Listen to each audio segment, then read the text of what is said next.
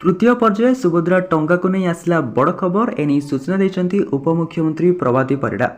सुभद्रार प्रथम किस्तिर तृतीय पर्याय टंका खूब शीघ्र मिलिबो। एही पर्याय बाकी थिबा योग्य हिताधिकारी को टंका दियाजिबो बोली उपमुख्यमंत्री प्रभाती परिड़ा सूचना देइछन्ति।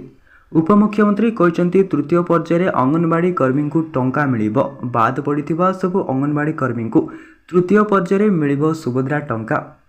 ए पर्याय कौनसी योग्य हिताधिकारी बाद पड़ेनि। खारज होइथिबा 2,67,000 आवेदनकारी बारंबार चेक हेबो, केही भी वंचित हेबे नाही। एदिपई 1 तारिख नोडाल एजेंसी नियुक्त हेबे बोली उपमुख्यमंत्री कहते। गत सेप्टेम्बर 17 रे राज्य में सुभद्रा योजनार शुभारंभ होइथिला। भुवनेश्वर आयोजित एक कार्यक्रम में प्रधानमंत्री नरेंद्र मोदी जोगदे एही कार्यक्रम शुभारंभ करथिले। से दिन प्रथम किस्तिर प्रथम पर्याय राज्य में 25 लाख महिला को सुभद्रा टंका मिलिथिला।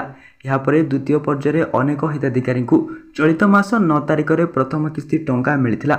से दिन 35 लाख रु अधिक हिताधिकारी ए टंका पाइथिले। प्रथम दुई पर्याय जाबत प्राय 60 लाख महिला सुभद्रा योजनार प्रथम किस्ती टंका पाई सारिलानी।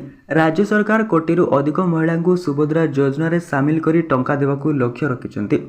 आसंता मार्च 8 तारिख में द्वितीय किस्ती टंका प्रदान करा निमंते घोषणा करा जाइथिबारु एहा पूर्वरु समस्त योग्य हिताधिकारी को प्रथम किस्ती टंका प्रदान करने को राज्य सरकार लक्ष्य धार्य करिसेंते। तेबे एही पर्याय केते महिलांको अकाउंट को टंका जीव ताहा स्पष्ट होई पारि नाही। सुभद्रा योजना रे मोट 1,02,00,000 हिताधिकारी पंजीकृत होइचंती।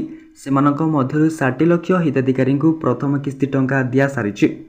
विभिन्न कारणरू 2,67,000 आवेदन खारज होइछि।